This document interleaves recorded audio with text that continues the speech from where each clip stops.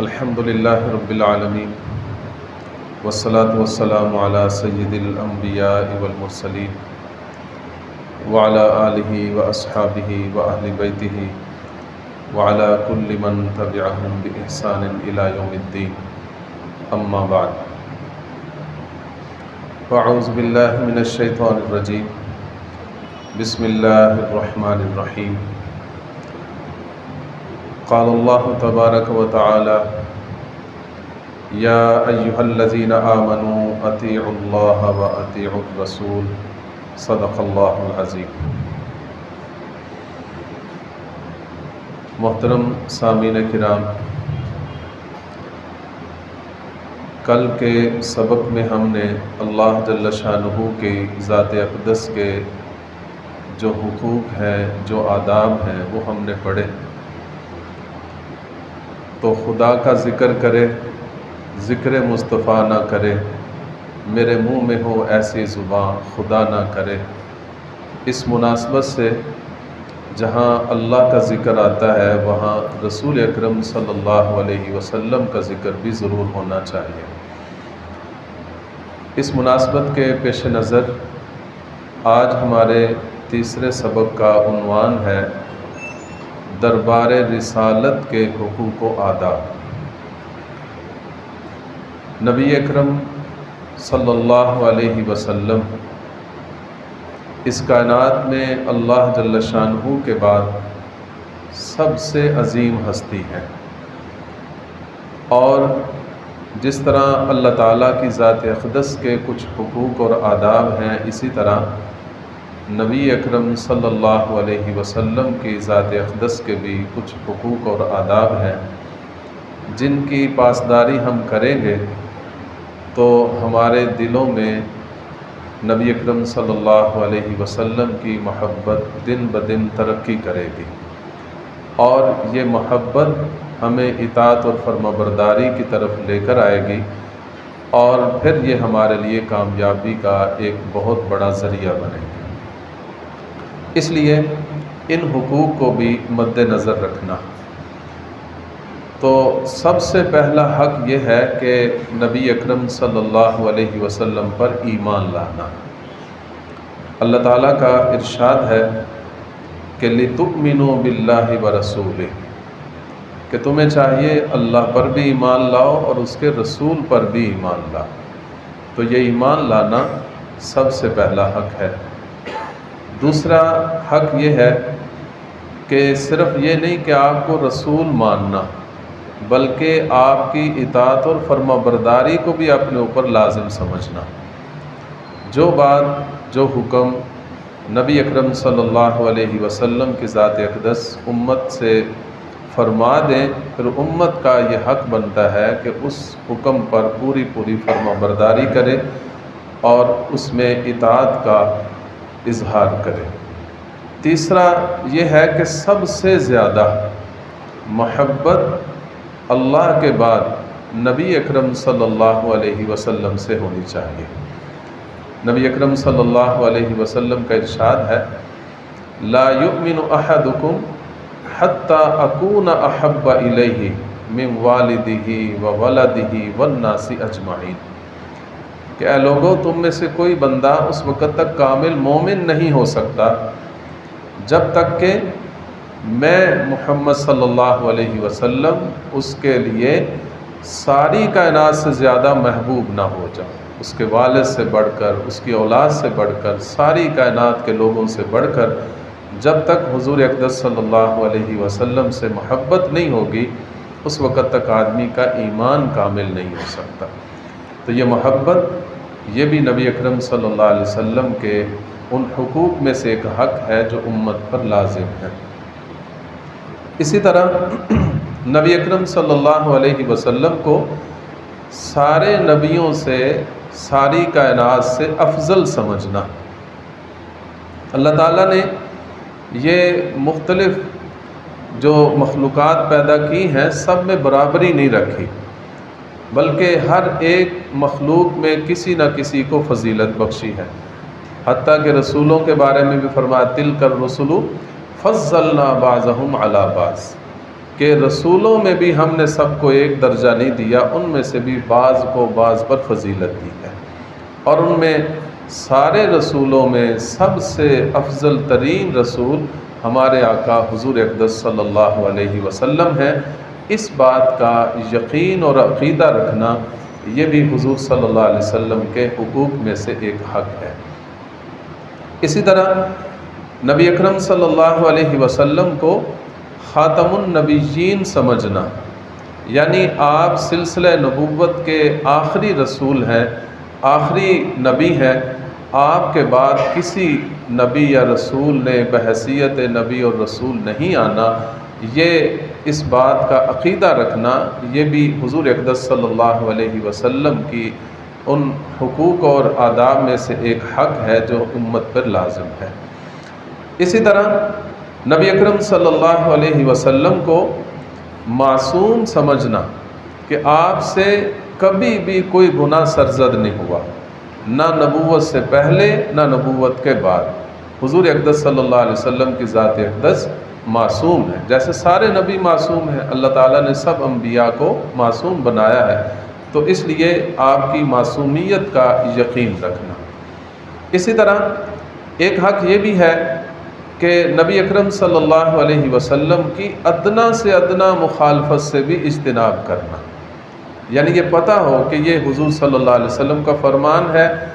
اور میں اس کے مخالف کرنے جا رہا ہوں تو اس پہ کبھی بھی جرأت نہ کرنا، ورنہ اللہ تعالیٰ کا صاف اعلان ہے وَمَن يُشَاقِقِ الرَّسُولَ، جو اللہ کے رسول کی مخالفت کرے گا تو اس کا ٹھکانہ پھر جہنم ہے، اس کا پھر جنت ٹھکانہ نہیں بن سکتا۔ تو جان بوجھ کر نبی اکرم صلی اللہ علیہ وسلم کی مخالفت سے اجتناب کرنا، بچتے رہنا۔ نبی اکرم صلی اللہ علیہ وسلم سے محبت یہ تو حقوق میں سے ایک حق ہے، لیکن اس کی بھی ایک لمٹ ہے، ایک اس کی حد ہے۔ وہ یہ ہے کہ جو اللہ کی محبت کے تقاضے ہیں، جو اللہ کی خاص صفات ہیں،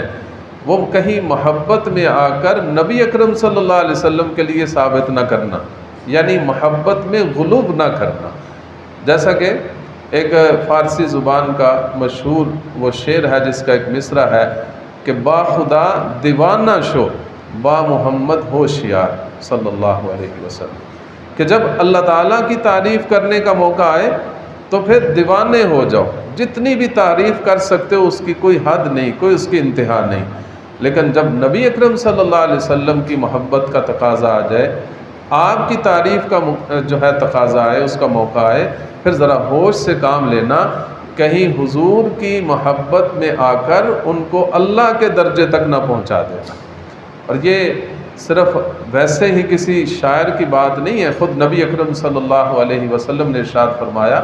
لا تطرونی کما اطرت النصارى عیسی ابن مریم او کما قال علیہ الصلاۃ والسلام، اے میری امت کے لوگوں، مجھے محبت میں آ کر اتنا بڑھا چڑھا کر نہ بیان کرنا جیسا کہ عیسائیوں نے عیسیٰ علیہ السلام کو محبت میں آ کر خدا کا بیٹا قرار دے دیا۔ تو اس ادھر ایک محبت کی ایک حد ہے کہ ان کو مخلوق سمجھنا ہے، اللہ کو خالق سمجھنا ہے، اللہ کو معبود سمجھنا ہے، اور نبی اکرم صلی اللہ علیہ وسلم کو عابد سمجھنا ہے، اللہ کو جو ہے وہ ساری کائنات کا مالک سمجھنا ہے، اور نبی اکرم صلی اللہ علیہ وسلم کو اللہ کا مملوک سمجھنا ہے، اللہ کا رسول سمجھنا ہے۔ اور آپ نے فرمایا انا عبد اللہ ورسولہ،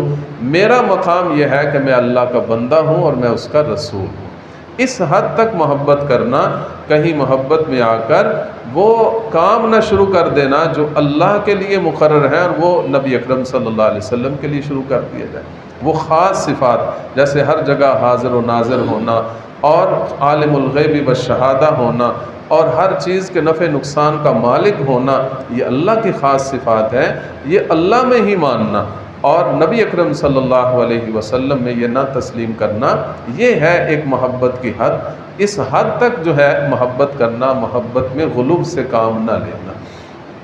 اسی طرح آپ صلی اللہ علیہ وسلم کی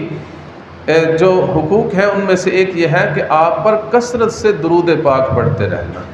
نبی اکرم صلی اللہ علیہ وسلم کا ارشاد ہے جس کا مفہوم ہے کہ قیامت کے دن میرے سب سے زیادہ قریب وہ ہوگا جو مجھ پر سب سے زیادہ درود پڑھے گا۔ تو جب بھی خاص طور پر یہ جو ہمارا سیرت کا سبق ہوتا ہے، بار بار نبی اکرم صلی اللہ علیہ وسلم کا نام آتا ہے، تو محبت کا تقاضا یہ ہے کہ کوئی موقع جانے نہ دیا جائے، جب بھی نام آئے تو فوراً درود پاک۔ اور حدیث پاک تو آپ نے سنی ہے کہ اس آدمی کے بخیل ہونے کی یہ سب سے بڑی علامت ہے کہ جس کے سامنے آقا نامدار محمد مصطفیٰ صلی اللہ علیہ وسلم کا نام نامی آئے اور اس کے زبان پر درود پاک نہ آئے۔ تو اس لیے جب بھی نام آئے تو صلی اللہ علیہ وسلم مختصر درود تو ضرور پڑھنا، اور ویسے بھی صبح و شام کثرت سے اپنے اذکار کے اندر جو ہے درود پاک کا بکثرت ذکر شامل رکھنا۔ اسی طرح آپ صلی اللہ علیہ وسلم کی اہل بیت، جیسا کہ آپ کی ازواج مطہرات ہیں ان کو اہل بیت کہتے ہیں، آپ کی آل و اولاد، جیسا کہ نبی اکرم صلی اللہ علیہ وسلم کے جو اولاد میں بیٹے بیٹیاں اور آگے ان کی جو نسل نواسے نواسیاں، ان پر ان کے ساتھ محبت رکھنا، یہ بھی ایمان کا اور نبی اکرم صلی اللہ علیہ وسلم کی محبت کا ایک تقاضا ہے۔ اسی طرح نبی اکرم صلی اللہ علیہ وسلم کے صحابہ سے محبت رکھنا۔ حضور اقدس صلی اللہ علیہ وسلم نے ارشاد فرمایا، اللہ اللہ فی اصحابی، اے لوگو اللہ سے ڈرتے رہنا میرے صحابہ کے بارے، میرے بعد کہیں اپنے زبان کے تیروں کا نشانہ صحابہ اکرام کو نہ بنانا، کیونکہ صحابہ اکرام جیسے اللہ کو بڑے محبوب ہیں، اسی طرح نبی اکرم صلی اللہ علیہ وسلم کو بھی بہت محبوب ہیں۔ تو آپ کی جس طرح آل و اولاد سے محبت رکھنا، اہل بیت سے محبت رکھنا ضروری ہے، اسی طرح آپ کے صحابہ سے محبت رکھنا بھی ضروری ہے۔ اس میں یہ سارے حقوق و آداب اگر ہم ان کو بجا لائیں گے تو انشاءاللہ ہم اللہ اور اس کے رسول کی نظر میں ایک کامیاب اور ایک کامران جو ہے مسلمان شمار ہوں گے۔ اللہ تعالی ہمیں اس کے پر عمل کی توفیق عطا فرمائے۔ محبت کی اور اطاعت و فرما برداری کی اور آپ کے ادب کی مثال ایک واقعے سے سنا دیتا ہوں مفتی صاحب کے آنے تک، کہ جب ہم کہیں بھی نبی اکرم صلی اللہ علیہ وسلم کا کوئی واقعہ سن رہے ہوں، جیسے سیرت کا سبق ہے یا کوئی حدیث پاک سن رہے ہوں، تو اس کا ادب بھی ایسے ہی کرنا ضروری ہے جیسے کہ ہم یوں سمجھیں ہم حضور صلی اللہ علیہ وسلم کی مجلس میں بیٹھے ہوئے، اس طریقے سے بیٹھنا، اس ادب کے ساتھ بیٹھنا،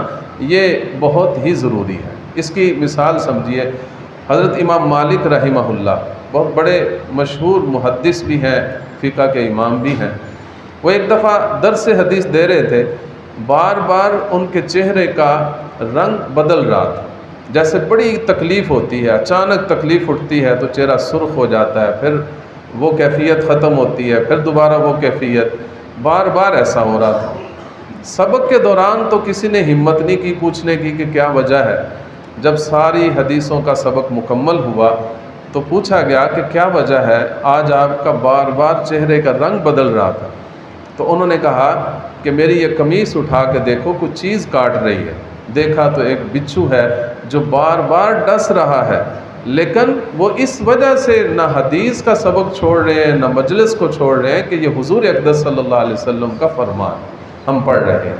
تو اس طرح کا ادب ہو جائے تو انشاءاللہ ہمارا یہ بیٹھنا ہمارے لیے ایک بہت بڑی کامیابی کا ذریعہ بنے۔ اور اطاعت اور فرما برداری کیسی؟ حضرت عبداللہ ابن مسعود رضی اللہ تعالیٰ عنہ واقعہ بیان فرماتے ہیں کہ نبی اکرم صلی اللہ علیہ وسلم خطبہ ارشاد فرما رہے تھے مسجد میں، تو آپ نے فرمایا بیٹھ جاؤ۔ سارے جتنے مسجد میں لوگ تھے بیٹھ گئے۔ حضرت عبداللہ ابن مسعود رضی اللہ تعالیٰ عنہ باہر ہی تھے، مسجد سے باہر رستے کے درمیان وہیں بیٹھ گئے۔ تو نبی اکرم صلی اللہ علیہ وسلم جب وہاں سے بات کر کے باہر تشریف لائے، دیکھا ابن مسعود بیٹھے ہوئے ہیں رستے کے درمیان میں، پوچھا کیا وجہ ہے، کیوں یہاں بیٹھے ہو؟ انہوں نے کہا یا رسول اللہ میرے کانوں میں آواز آئی تھی بیٹھ جو، میں بیٹھ گیا۔ حضور نے فرمایا میں نے تمہیں تو نہیں کہا تھا، میں نے تو ان لوگوں سے کہا تھا جو مسجد کے اندر ہیں۔ آپ نے حضرت عبداللہ ابن مسعود رضی اللہ عنہ کی کیفیت یہ تھی کہ وہ کہنا یہ چاہتے تھے، ان کے دل کا یہ حال تھا کہ نبی کے زبان اقدس سے یہ آواز آئے بیٹھ جاؤ، اور پھر میں یہ کہوں کہ اب قدم آگے اٹھاؤں اور آگے چل کر مسجد میں جا کر بیٹھوں تو اتنی دیر حضور کے اس فرمان پر عمل کرنے میں دیر ہو جاتی۔ میں نے یہ برداشت نہیں کیا کہ ادھر فرمان آئے اور میں اس پر عمل کرنے میں دیر کروں، میں نے فوراً عمل کیا اور وہیں بیٹھ گیا، چاہے بیٹھنے کی جگہ تھی یا نہیں۔